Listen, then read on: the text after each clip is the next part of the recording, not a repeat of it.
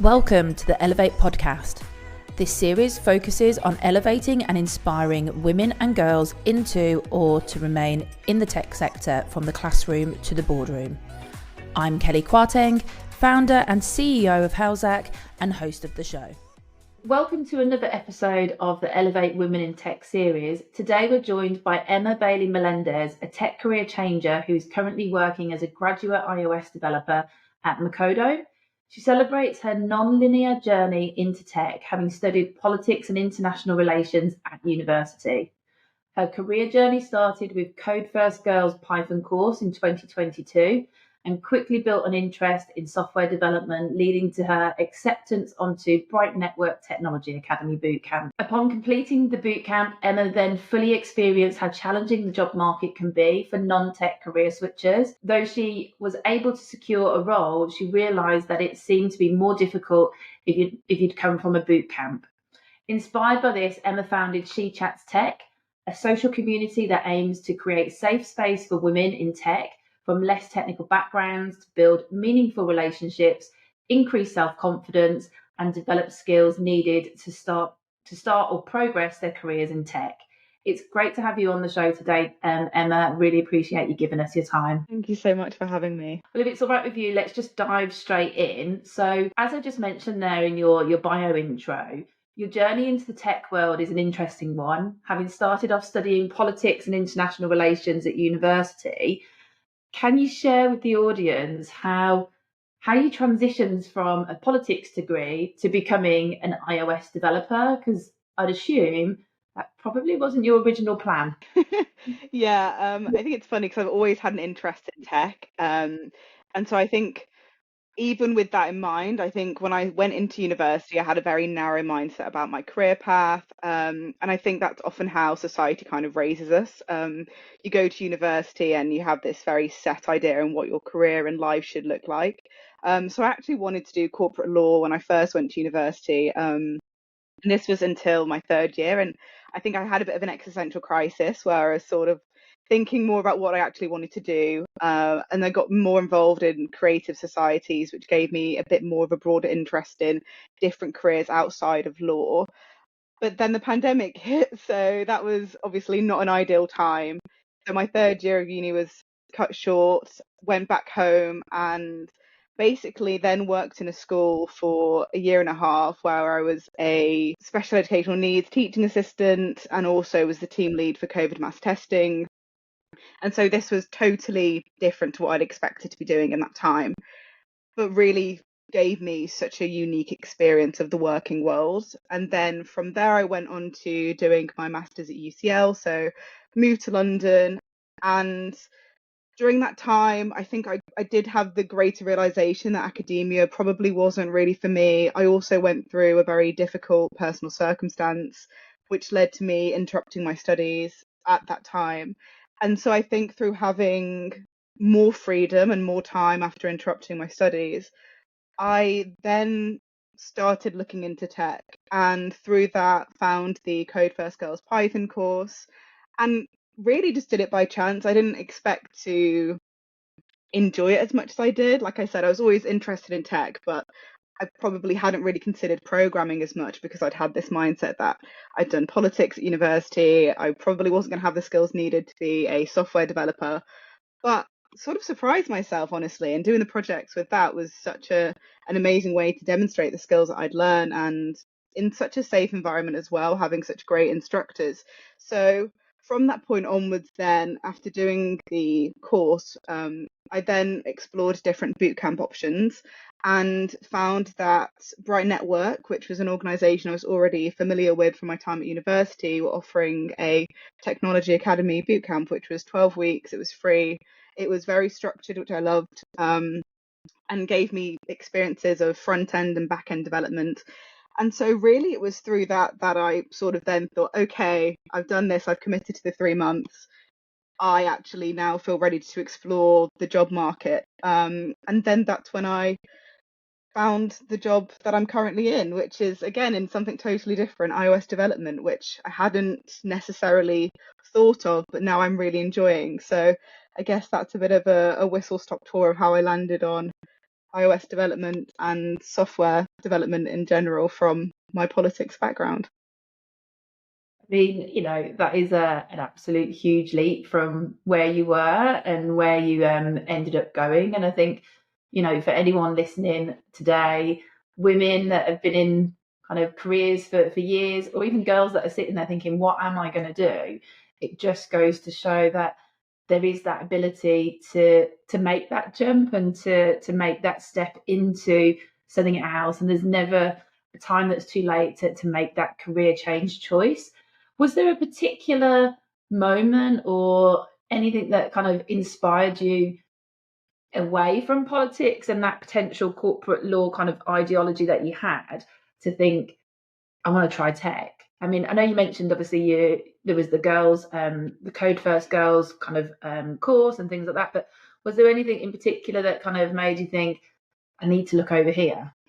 That's an interesting question.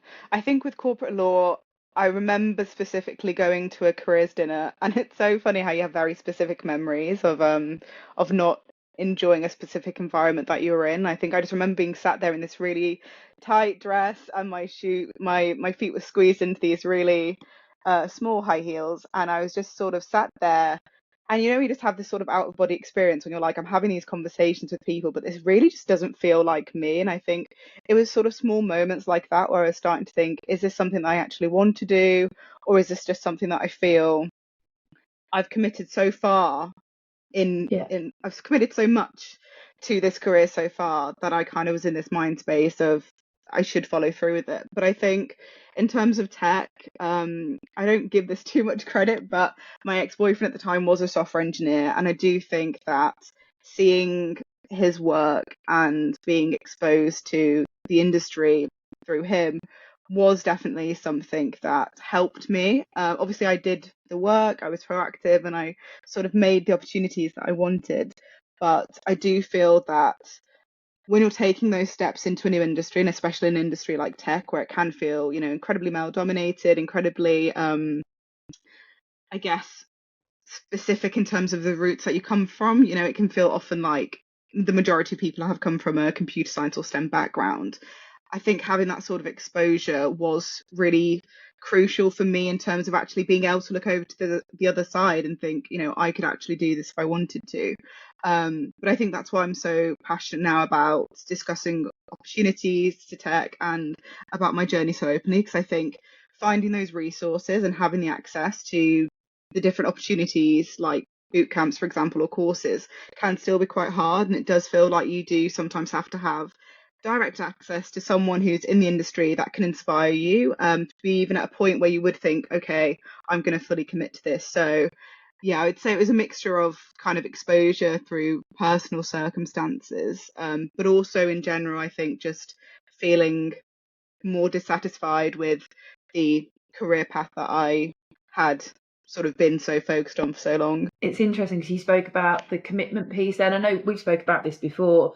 I was first generation from my family that went to university and felt like I had to kind of follow this path that I was on whilst at uni, and then ended up going into a career that was completely different to what I actually ended up studying. And I think sometimes there's so much pressure that's put on us to follow that path and to keep on that linear kind of channel that you're on and just kind of go there. And I think, it's great to hear and know what you're doing through your She Chats Tech community, from the stuff that I'm following, your Discord group.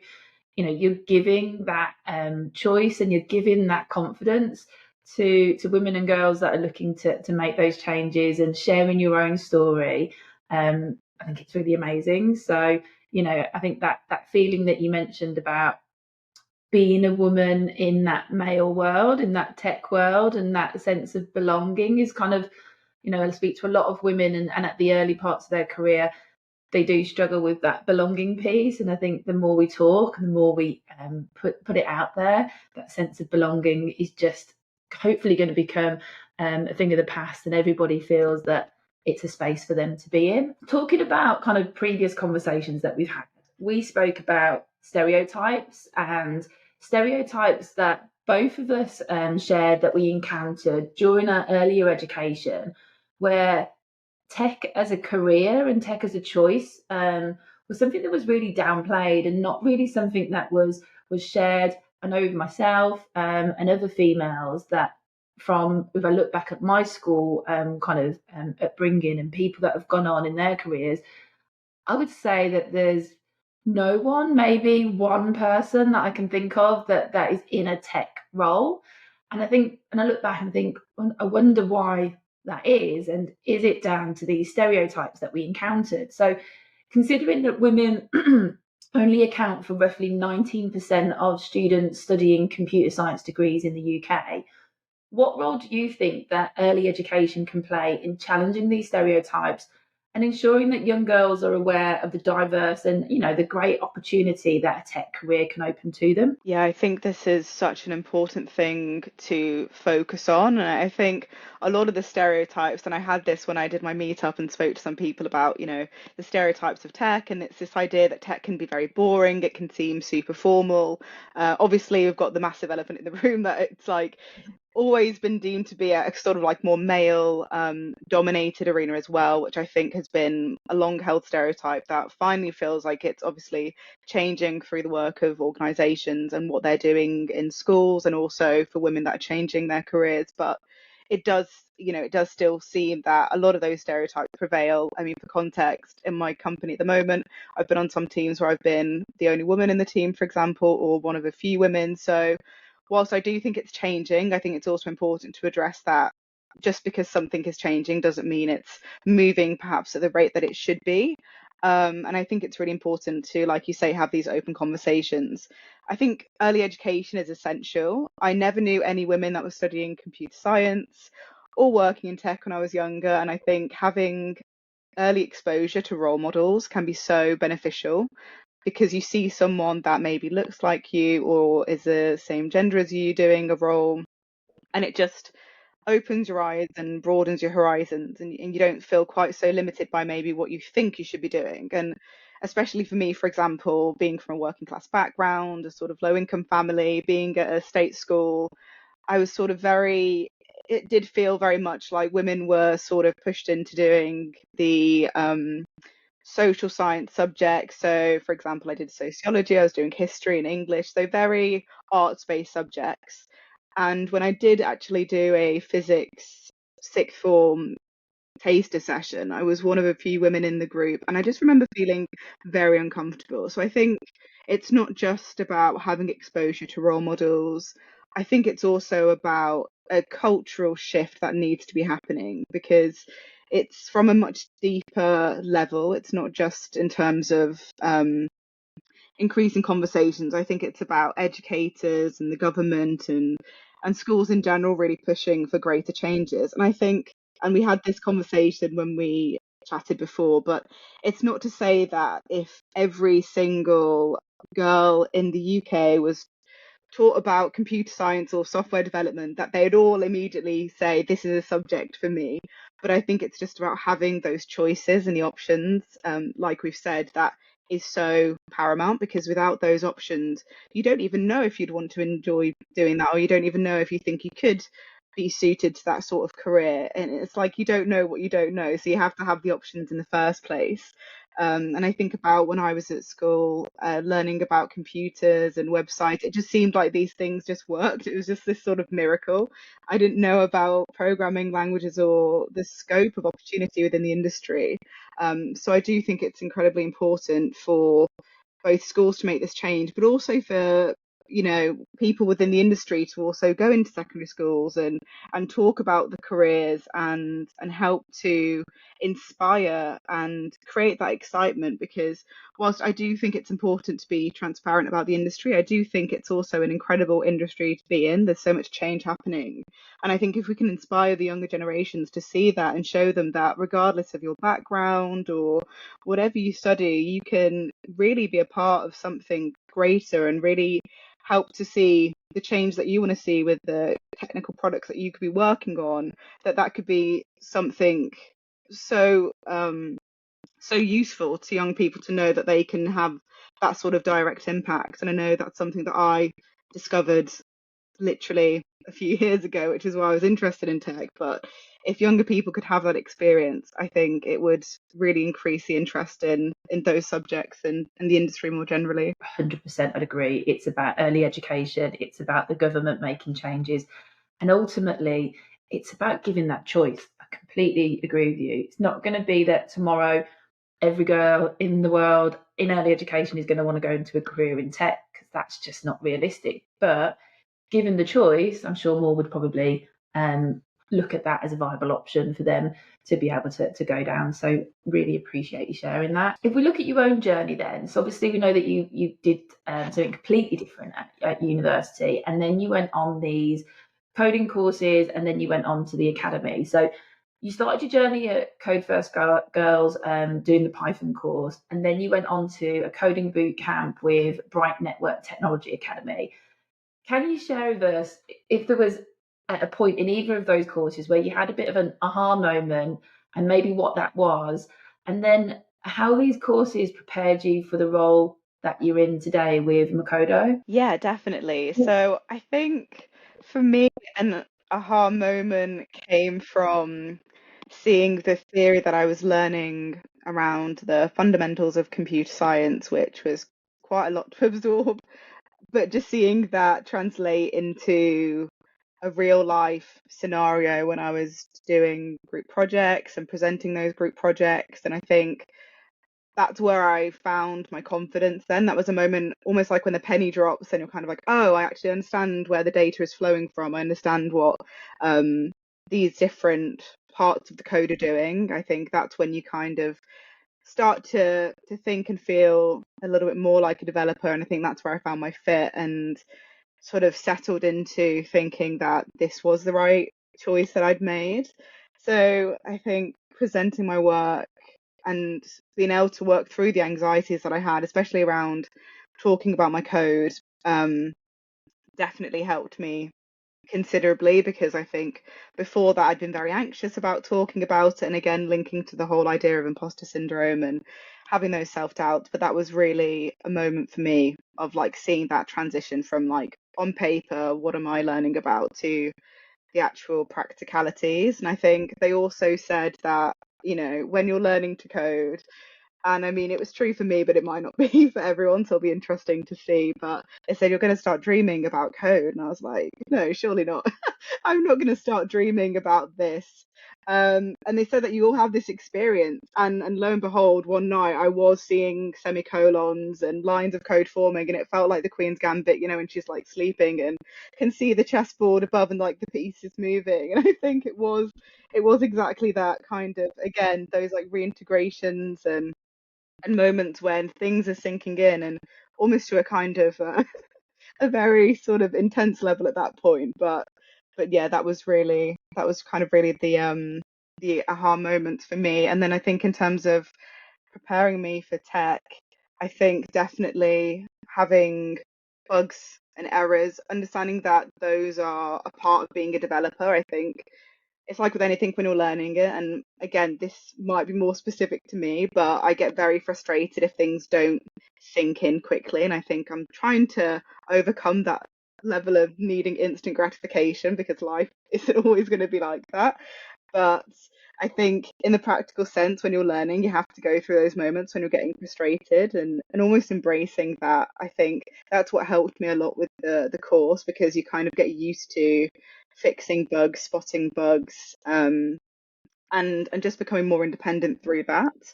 So that was one thing that I think definitely helped me transition into my role now. I think also, again, like I said about imposter syndrome, I think you get better at managing those emotions. And I think, you know, it's always going to be something where, you know, in life, people are going to maybe know more than you if there's a senior developer, or people have had a different background to you, or their brains just work in a different way to you. I think you've got to kind of be able to think, just because they know more than me right now doesn't invalidate what I know, which is it's a learning process. I'm still coming out of that myself, and learning how to be more balanced with my views around that. But I think it's just about accepting that. And I think having the boot camp and seeing people at different levels definitely helped me with my role now, because everyone's at a different point in their journey, and that doesn't diminish where you are. And I think once you start to settle into that and separating those thoughts, it can be a lot better. And then I guess a last point would just be about collaboration. So I never really in my degree had any real collaboration apart from maybe a group presentation, but during the boot camps we did a lot of paired programming and group projects, and I think you just get used to the inner workings of different people that may be different to you in terms of how they manage time or in terms of how they raise points and have questions towards what you're doing. And I think that was really useful because before that I'd never had the experience of working on code with someone else. And again, I think it just sets you up for those real life moments when you're in a team and, for example, it's stand up and you're all discussing what you're doing, or you're doing paired programming with a senior developer. And I think it just immerses you into those experiences, which for me was invaluable because it means that I've had that transition into my role and it's been that bit more easy because I've had those sort of lived experiences now of working with a range of different people. So I like to think nothing phases me, but now that I've said that, I could be jinxing it. I think, there's some really great tips there for people that are potentially going through their coding course or an academy and kind of about to take that step into, their first role or an internship. And there's some really great tips there. I spoke to another coder this week who's going to be another episode coming out on the podcast. And one of the things she said to me was that she had to learn about, and it was interesting you talk about the debugging and the errors and how she had to get confident that that's just part of kind of what happens and it's about how you can overcome that. And she said, a big thing for her was about getting comfortable at being uncomfortable and using that to kind of build Yes. your confidence, which I thought was quite interesting. Obviously, for someone who's not from a tech background in terms of coding, I wouldn't know. If you asked me to code, I wouldn't have a clue. If you asked me to find a coder, I could definitely help you. And I think it's interesting when you hear that, that people do have those challenges. And I'm sure the most kind of experienced coders, they still have those issues that come up to date. You're not always going to get everything right. So yeah, thank you very much for sharing some of your tips and kind of how you're experiencing working world as a developer. I think in terms of your journey, you kind of highlighted on some of this already, but I'm sure you faced challenges. At the start we spoke about how after you finished your course, getting into an internship or getting that first role, particularly when you've not come from that traditional computer science degree background. And I know you post about this on your She Chats Tech about, giving other female coders that have not come from that traditional background to apply for those computer science degree roles. And, if we look at the numbers, if only 19% of girls are actually putting themselves forward to do that degree, yet the world of tech and, big corporates are talking about how they want more diverse teams and they want to bring more women in. Being open to these sorts of background is definitely something that industry needs to be more open to. Would you be able to share with us any challenges that maybe you faced whilst trying to break into the tech industry, and maybe how you overcome them as well? For example, one of the biggest things which I've spoken about a little bit before was imposter syndrome, but I wanted to talk about this more because I remembered when we were speaking about the story I told you of seeing the Code First Girls poster at Bristol, and like I'm remembering where it was and wanting to sign up for the course, but then also those doubts in my mind preventing me from going for it. And I wanted to highlight that, in terms of showing that I've overcome that, because I did do a Code First Girls course recently and doing the boot camp after that, but I kind of wanted to show that like the imposter syndrome is something that's always evolving, and I think as you grow as a person, whilst it might still be there, I think it can evolve into being not something that perhaps stops you from doing things, but more so something that takes a back seat and kind of exists in your brain and is sort of lurking at times when you are feeling maybe more vulnerable, or more, I guess, sensitive around what you're learning, which I think is one thing that I've been experiencing more, especially with getting into my new role. And that's why I want to say, for anyone who's listening, whatever stage you're at, whether you're just exploring getting into tech or you're in a role in tech, I think it's one of those things that you can allow it to exist as long as you're reframing the narrative and making a conscious effort to reframe it. That would be my way of overcoming it, instead of seeing those doubts and those sort of self-limiting beliefs as something inherently negative. It's kind of like, what can I do to challenge those, and almost look it in the face and say, well, actually, you're wrong. I'm not, stupid in inverted commas, which you might say to yourself if you feel like you're not getting something. Or, I know I've said that to me before. Sometimes if I'm not understanding something, I'm just like, oh, I just feel so stupid. But it's like, I'm not stupid. I'm working through this.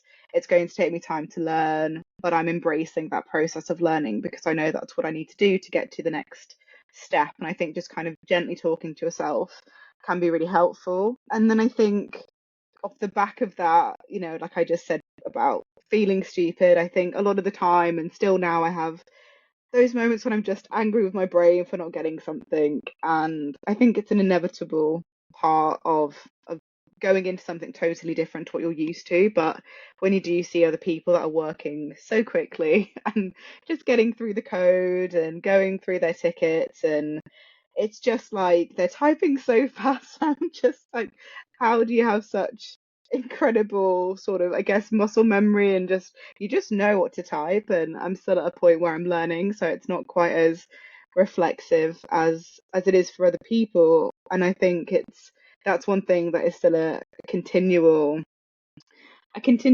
battle to work through. But a point that I would make, and this is what a senior developer told me, was that the minute you start saying, oh, I'm a good developer now, you're probably not learning. I mean, tech is one of those industries, it is constantly changing. There are always new versions of softwares that you're using. There's always going to be new changes and new hacks for programming languages and development happening there. So I feel like it's never quite a point of being like, oh, I've reached the top of the mountain now and I'm finished. It's this constant climb to learn and develop new skills within whatever it is that you're doing, which I think is exciting. So I think, again, it just goes back to the first point of reframing that. And I guess something that I'm trying to change but is hard to control is, I guess, a lack of diversity. So like I said about maybe there not being as many women in a team, obviously that's something that can be hard to control, because even if I wanted to hire all the women in the world to be on the team,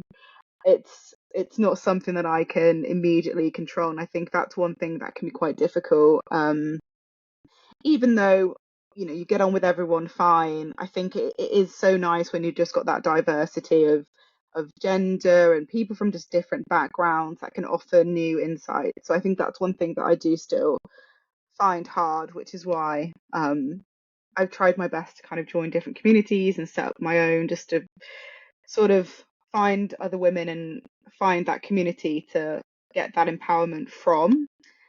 And then I think obviously a very obvious point of challenge would be rejections, and nothing hurts more than job rejection. I think I could cope with all the amount of romantic rejection, but there's something about just not getting anything back from a recruiter that is so hard to manage, and especially when you're just relentlessly applying all the time. I had this spreadsheet and it got a bit depressing, to be honest, because I was just seeing so much red. I was like, I'm gonna have to start deleting these rows because I can't keep looking at this. But I think just, yeah, it's one of those parts of life as well, but it can be incredibly draining. And when you don't get any feedback and you're sort of internalizing that feeling of, why doesn't anyone want to hire me? I'm great, I'm learning, I'm really vibrant, and I could add so much. But you don't have to feel like you need to prove something if someone's not seeing that. And I do think that, and it sounds really whimsical to say, and I think firstly this thought process of this too shall pass. So like anything bad that's happening, the moment's gonna pass through. And I think that's one thing that I really like to remember. And also, if something's meant for you, then it's meant for you. And I think, again, that's something that's really helped me in thinking, if I wasn't if I didn't get a job offer from that company, then as hard as it is to say it wasn't meant for me, I just try and remember that, to kind of again not let that catastrophizing part of my brain take over. So I'd say they're the main challenges that I've had to kind of deal with. But also sorry, I know I said the last one was the last thing, but I will say this of boot camps, because whilst I think they're amazing, I will say that there's a lot of sacrifice that you do have to make. So the one that I did was 3 months. It was non-paid, so it was free, which was amazing. But for a lot of people, I know that would be a very hard thing to commit to if you're doing a 9 to 5, 5 day a week course. That's one thing that I would say can be difficult, because I know for me, I found that at times harder with not having a stable income at the time. So yes, to summarize, that would be my very last point. I think there's a lot there, and you mentioned the rejection thing, and rejection, it is really hard to take, and the boot camp, having to go for a boot camp like you mentioned, and it is that paid period, it's that kind of investment in yourself to kind of get that reward further down the line. Was there anything in particular that kind of kept you resilient, kept you on the path to obviously complete the course and get you to where you want to be? And I don't know if you've got any tips on how you mentioned a few tips in kind of what you were just saying there, for anyone that's on a boot camp right now, about to finish a boot camp, they finished a boot camp and they're trying to get themselves into work, as to how you stayed positive. You mentioned some things, but also potentially kind of some of the tips and tricks that you use to get you into the role that you're in today. I think one thing that I would recommend for anyone that's on a boot camp or just exploring tech, whatever stage anyone is at, is just keeping a personal tracker on the progress and learnings that you're having. I think that it's such a powerful tool, and I think it's something that we don't probably do enough. And this is not just limited to tech, this can be in any context, but I think it can be so beneficial to have a notepad or using the notes app to just write down what you're learning, and day by day, week on week, month on month, you can just see those changes. Because I know it can be very hard when you don't feel like you're making progress, but you are, and it just compounds over time. But it's just you don't see it because you're in the thick of it, or maybe you're just stressed about having to hit certain deadlines, or life just happening. So I think that would be one thing that I would say has really helped me, is just keeping stock of what I'm doing, and then being able to go back and think, okay, even if I don't feel like I'm hitting every single milestone ever, because I'm a person and you can't be perfect all the time, I'd say that's really helped in just being able to ground myself and also look at something objectively.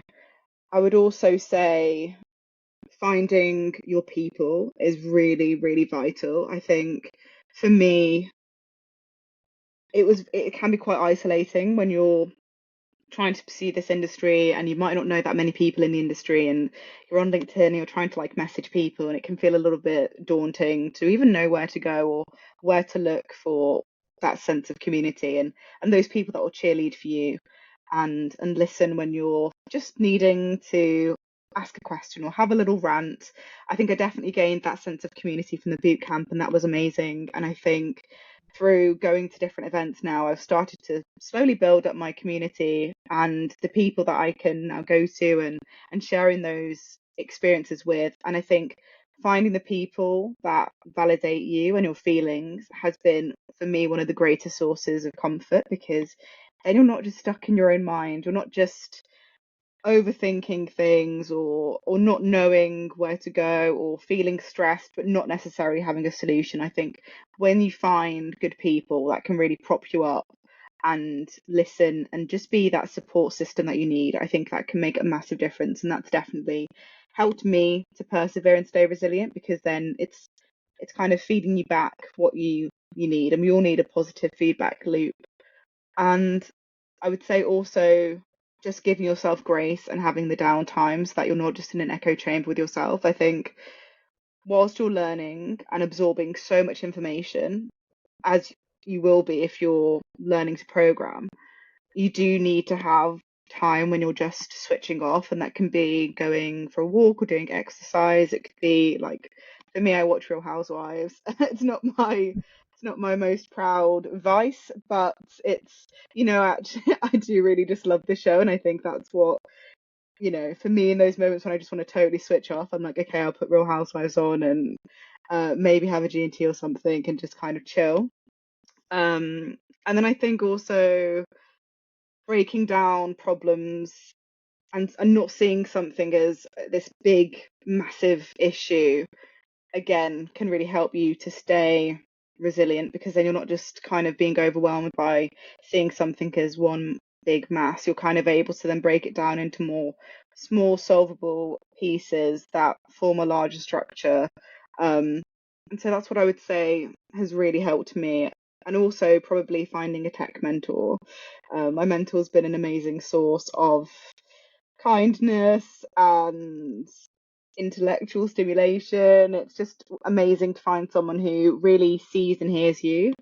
And I'd say to anyone, if they can find a tech mentor, that it is genuinely an amazing thing to have, and building that relationship has been, definitely one of the highlights of getting into the industry for me. And how did you find your tech mentor, for anyone listening thinking, God, how do I approach these people, or where do I go? Yeah, so I found mine through Women Who Code, and I think I was basically, you had to fill out an application form, but at times I can be a little bit audacious. So I found the profile on LinkedIn and just sent a polite message just saying that I'd seen their profile and I'd be interested in mentoring opportunities. And it just happened from there. So I think there are lots of different organizations that have mentors, and I'm happy to also follow up with a post on different organizations too. But yes, it was Women Who Code where I found my mentor.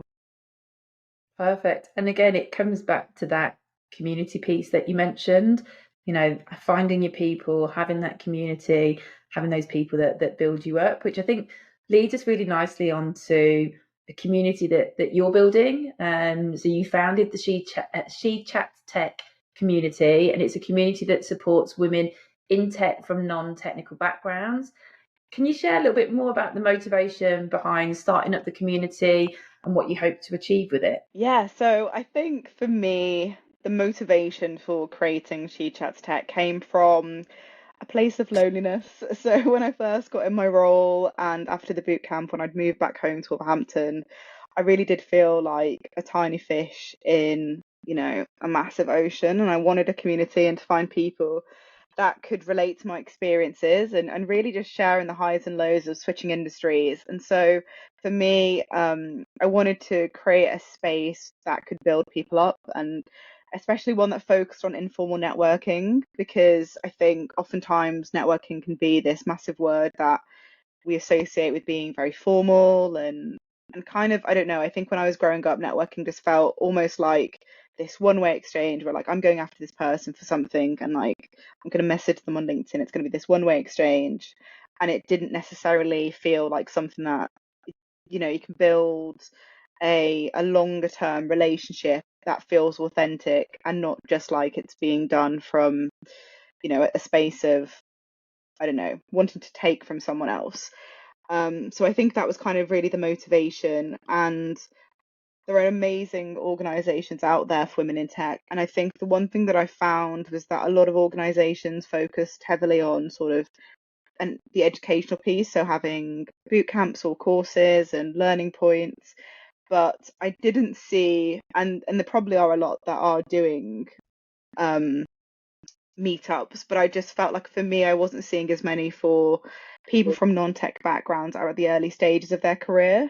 And so I really wanted to focus on having a space where people can connect with people and build those meaningful relationships. And I think one thing that I really want to achieve and develop over time is events that are valuable and that provide action points for people. So someone can attend an event and leave feeling like they've learned something or can implement positive changes that will help them on their journey. Because I think having those actionable learning points is so important. It's not just about building relationships, it's also about what can I develop that can then help me long term. And I think part of that as well is also wanting to create workshops. So one thing that I want to do is have workshops centered around confidence and demystifying the industry. Because I think when I first got into tech, I had this very rose tinted view. I thought, it's this perfect world and everything's great, and there's no issues, and once you get the role, then you're made, and that's everything sorted. And whilst I do love the industry, obviously, and I'm so happy to be here and grateful for the opportunities that I've had, I think it's important to be transparent. And that's one thing that I really want to focus on in the future. So, yeah, I just want to really just build a thriving community. And I think that's really been the driving force, is having a space to uplift people and provide that safety as you navigate, because it can be lonely and difficult. Um, so I'd say that's sort of the main focus I have at the moment is online events and informal meetups, and in the future building workshops. Perfect. Sounds like an amazing place to be. I know that I'm on your Discord group, but in terms of how anyone listening could connect with the group, how's the best way to access that Discord channel, or is it via LinkedIn? What's the best route? Yes, so we have the LinkedIn page, which has the Discord link on there. Or for anyone who doesn't know how to navigate through that channel, they can feel free to message me. I'm very happy to sort of pass on any further details. And we do have an Instagram page, but I'm in the process of rebuilding that out. So that's sort of a future space. So yeah, at the moment, LinkedIn for the Discord server links. Perfect. And in terms of kind of your journey highlights, and obviously that need for kind of cultural shift in the world of tech, and one that kind of embraces candidates, females, males, whoever it may be, from those non-traditional routes, which is a lot of what we spoke about today, given your background and the journey that you've had. A big change within this space. It's great that there's companies out there offering many different routes to be able to learn tech, obviously in a much shorter space of time than not having to do a degree. What changes do you believe that the tech companies need to look at and need to, I don't know, do better in recognising these potential candidates as brilliant candidates that they could bring into their environments, who haven't followed that typical computer science path? I think one of the biggest things I've noticed that I think companies could change, and it's a very small thing, but it would make a massive difference, is the language that they're using for applications. So, for example, if I apply for a job, I've seen many roles where it's had requirements and it'll be computer science degree or other STEM subject. And I think in having language like that, what it does is it tends to just alienate people who might have applied to that role, but then see something that is then almost explicitly saying that, you know, it might not be applicable to you if you've not come from that background. And I think even, or I've seen some application forms where it said, we welcome applicants who have done a technology bootcamp, for example.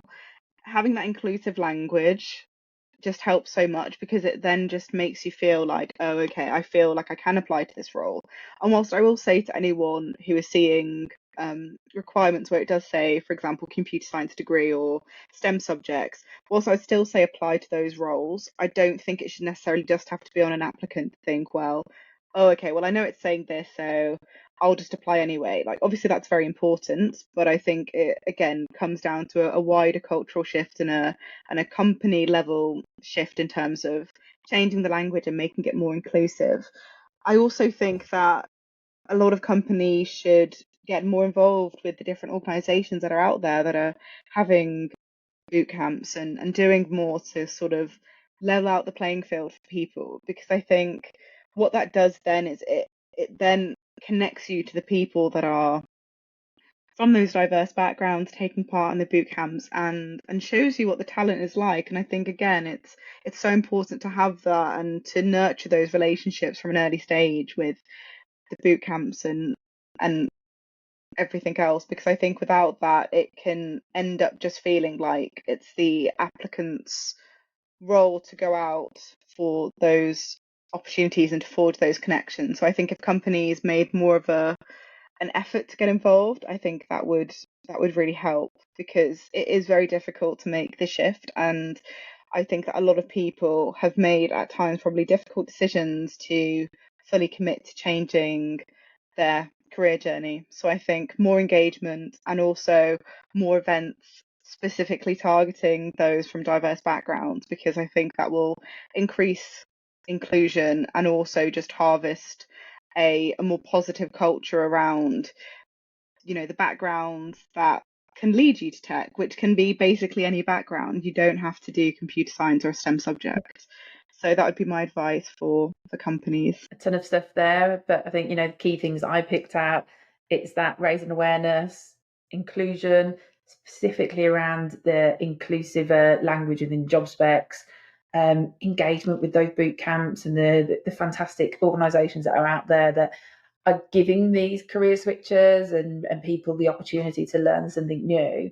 It's all well and good having loads of people offering fantastic courses, teaching people some amazing skills, but then it's that engagement from the employers that needs to kind of match up with that and make those events something that they're really being part of. So yeah, brilliant. I think there's some great tips there, and hopefully if there's any hiring managers, founders, employers that are listening into this, there's a few little nuggets that you could take away as to how to widen your candidate pool and bring in those more diverse candidates, which, if we look at what a lot of studies are saying, it's what people want. They want to bring in a more diverse workforce to really match the customers that they're making their products for. This is a great way to be able to do that. In terms of the podcast, I mean, we're getting up there in terms of on the time. So, to finish up, Emma, I'd love to say thank you very much for sharing your inspiring journey, the work that you're doing with the She Chats Tech community with us today. It's been an absolute pleasure having you on the podcast today, and excited to see what's next for you, be it in the work world, be it with your community group, and where things go from there. So thank you very much for giving us the time today and for jumping on the call. Thank you so much for having me. I really appreciate this opportunity. No worries at all. We hope that you enjoyed hearing Emma's incredible journey and the valuable lessons that she's shared today. And if you're considering a career change, there's some great advice that you can take from Emma, and really kind of get your adventure started, and wish you all the best in your journey and wish you all the luck.